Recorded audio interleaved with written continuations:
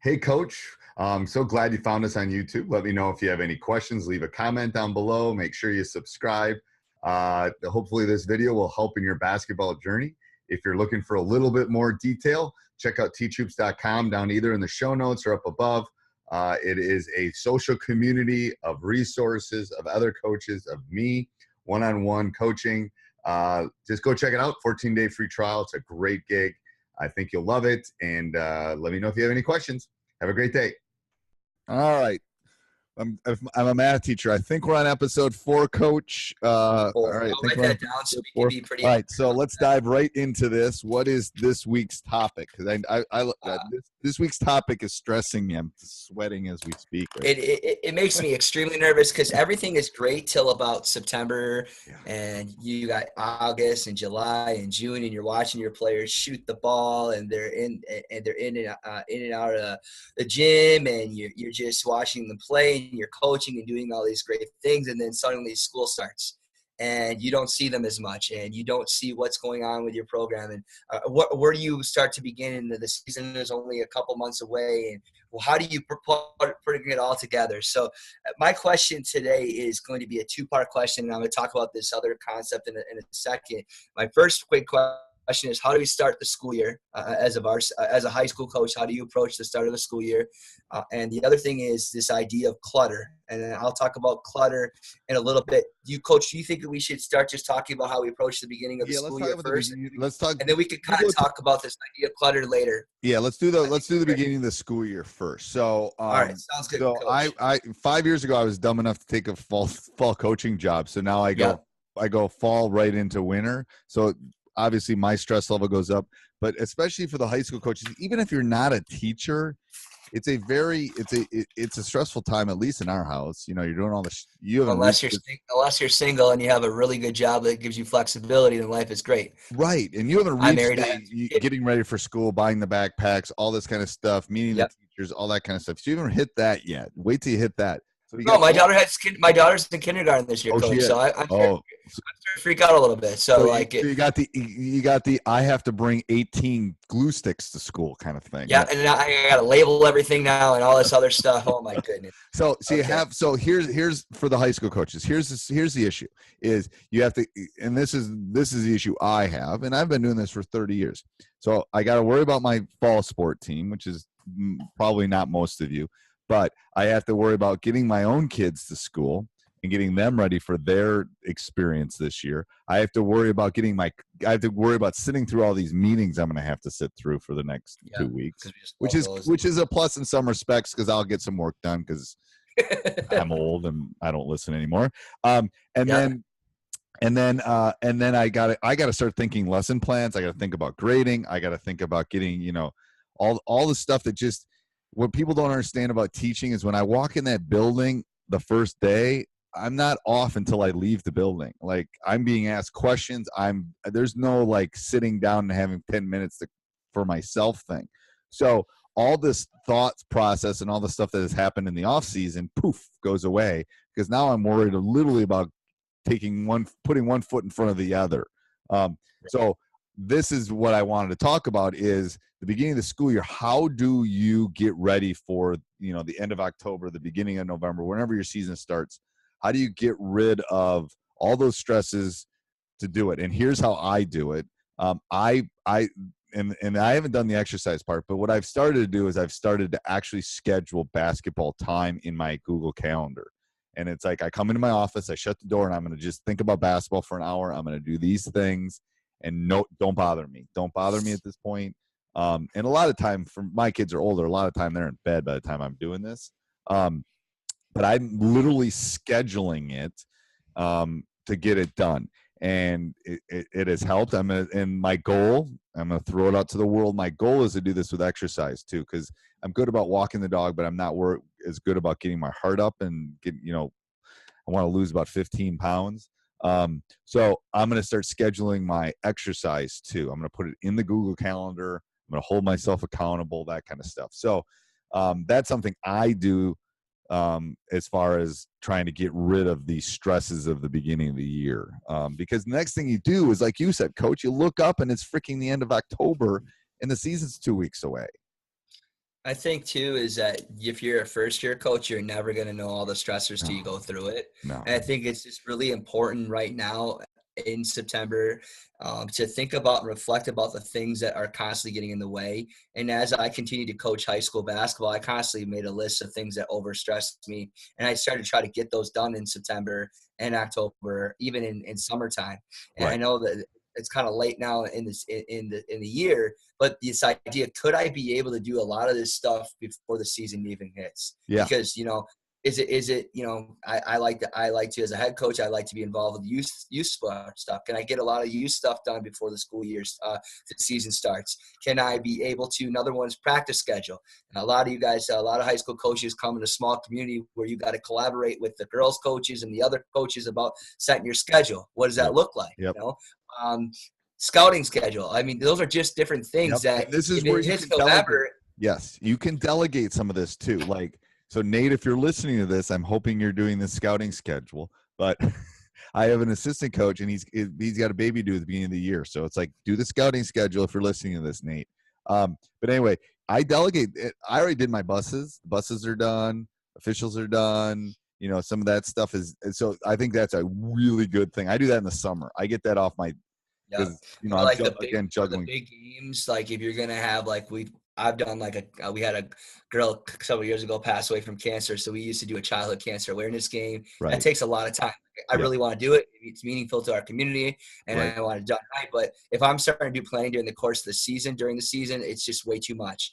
I even start to delegate, ideas of, when is my parents' night going to be? When am I going to order flowers? All that stuff. Because you know what? When it's 9:00 at night and you just got off a really a close game, or you just got done with the game, and then 2 days later you got parents' night, you're not ready for that. You've got. I think the key thing you talked about too is this idea to delegate and utilizing that. So I think the biggest thing that I've learned as a coach at a high school level is learning to think about things. What are the things I can get done before the season even starts? And build off of that. Right. And then if you're a new coach, I think that's where you go out and you ask questions and you develop a mentor, whether you join teachhoops.com and you ask Coach Collins, what are the things I need to get done? I'll respond to you. I will respond very quickly. Very quickly, because he will. And it's really helpful because, man, your first year as a high school coach, especially a varsity coach, it's the hardest year. It is. It is. And here's what I've started to do too, is after a game, I come home. I usually get something to eat on the way home. Now I'm feeding my teenage son, I'll do that. And then I won't do any basketball that night. I won't. I'll watch TV. I'll watch Netflix. I'll go on a walk. I'll do something.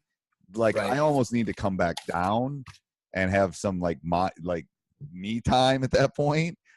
So I've always, and that's something I've started to do in the last 4 or 5 years, and that's really helped, because I used to come home and then I'd start thinking about the next opponent, and either way, it's just like I need to desensitize. I need to okay, I'm gonna watch Netflix, because I don't get to watch Netflix. I'm gonna find something on Netflix that I want to watch, or I'm gonna do. I think that's really important to schedule something like that. And I was listening to a podcast on Sirius Radio by Wharton Business School, and they were talking about people having second jobs, and basketball is coaching is a second job. Yes. They said it's a second job, and they were talking about how teachers do it and other jobs do it, and people bartend and all that kind of stuff. But anyway, and the takeaway I took from this and what they were talking about was that people are able to do it and they're very satisfied with it, but they lose something with family, they lose something with themselves, they lose something with that by taking that second job.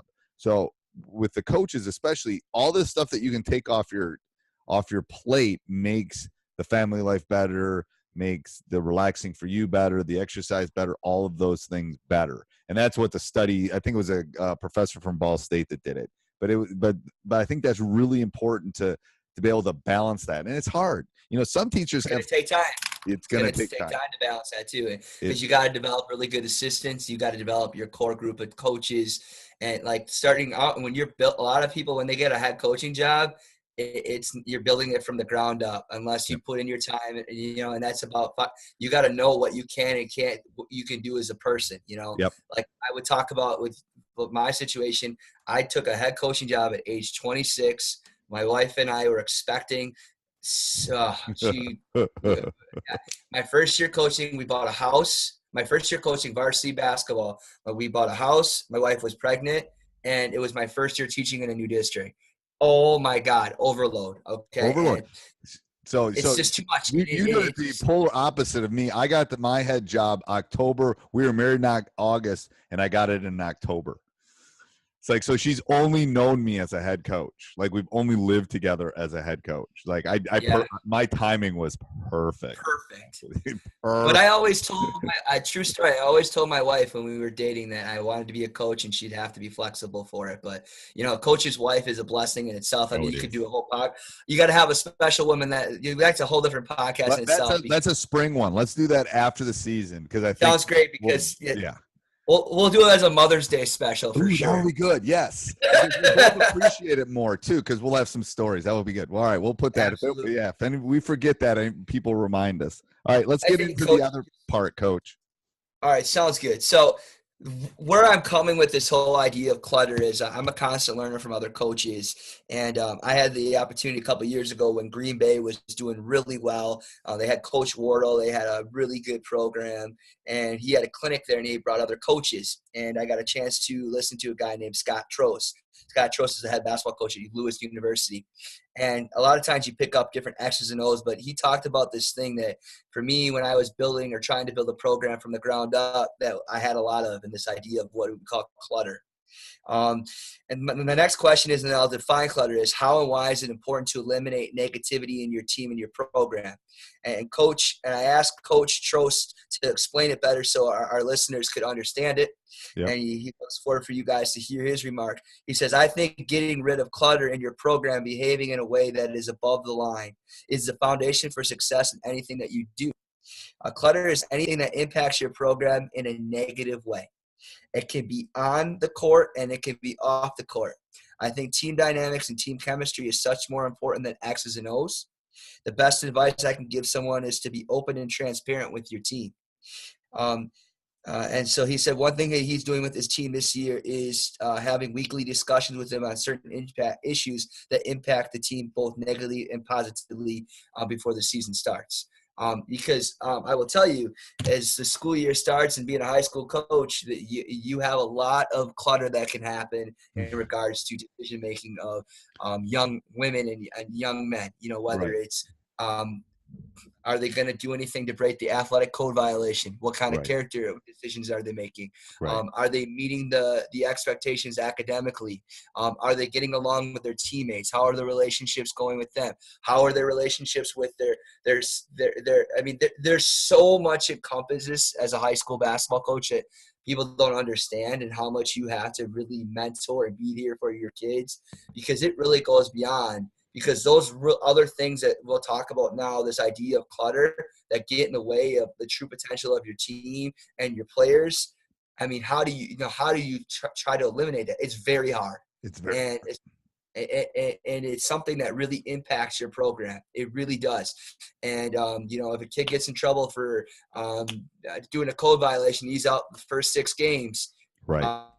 That makes a huge damper, and it creates that clutter, that negativity in your program.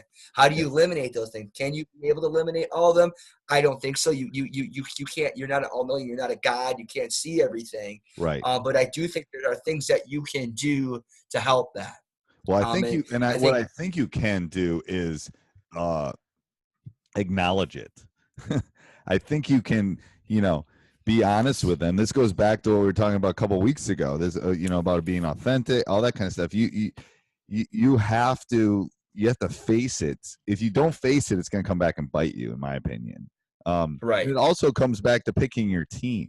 Like, it goes back to episode 1 of, what kind of players do you have? What do you do? Because, a bad apple can spoil the whole bushel, kind of thing. Right. And if not, that's where if you deal with it and you attack it, it makes it a lot easier, I think. And I'll tell you though, sometimes it's not worth keeping that bad apple as good as players as they are. I think a lot of coaches have made this mistake where, man, he's a really or she's a really good basketball player, and then something happens in regards to a clutter situation where the negativity hits the peak and they're not even on the team anymore, and suddenly things change and the team is better without that person. It Right. happens. So sometimes it's better to eliminate that negativity early on in the Yep. season or before the season even occurs, because Yep. you do know what your kids are doing. If you really are truly doing your job, you know what kind of kids, what kind of things that they're doing. And if it's going to be a problem for your program, I think you got to really, you got to communicate that and not be afraid to talk about it. No, it's better to have one bad or two bad days at the beginning of the season and deal with the problem than to deal with it later in the year, because it's going to fester too.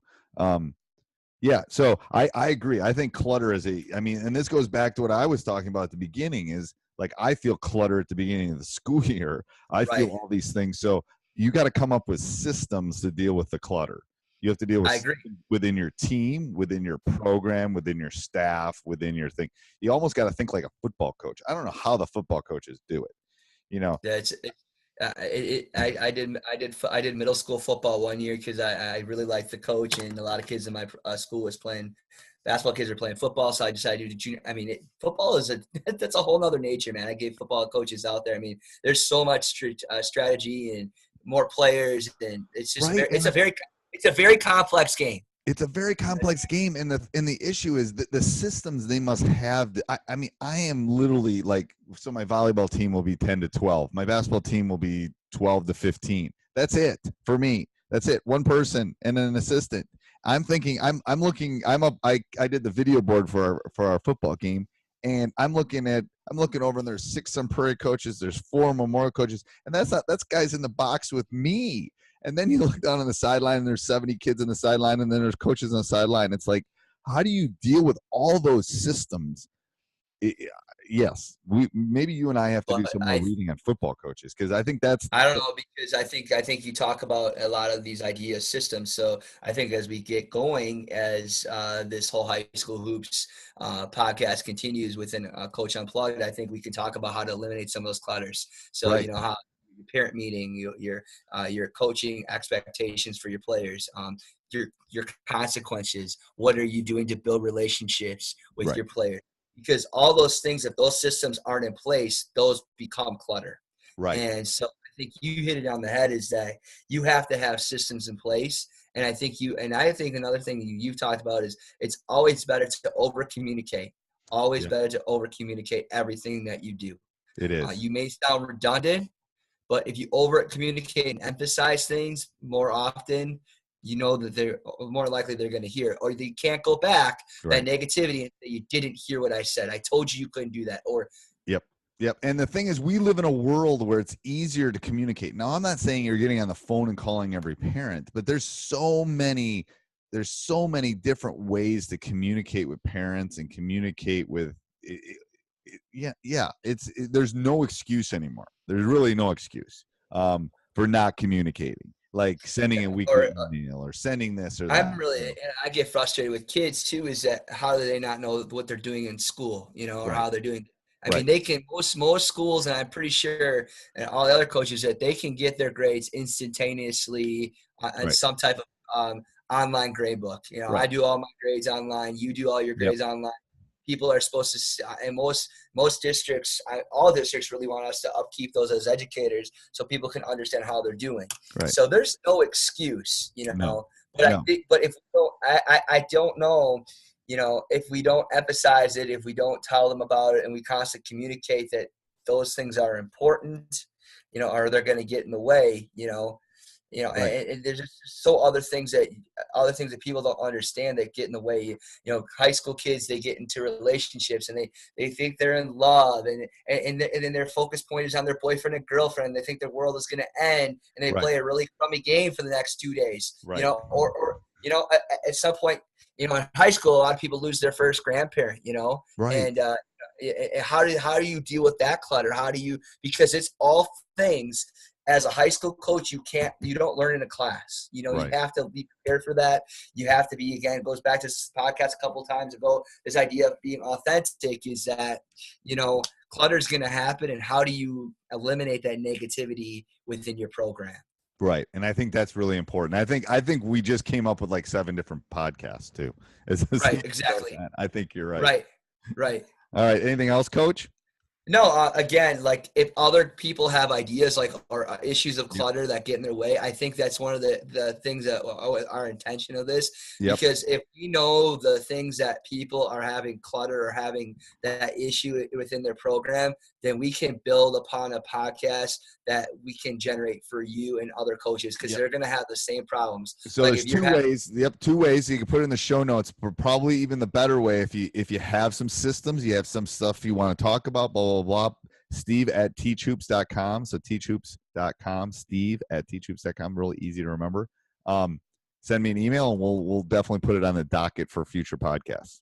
Absolutely. All right. Thanks, Coach. All right. Sounds good. Bye. Bye. Hey, Coach, I hope you like that. If you're looking for more resources, you're looking for a mentor, check it out, teachhoops.com for coaches who want to get better. I do not think you'll be disappointed. 14-day free trial. It is there for you.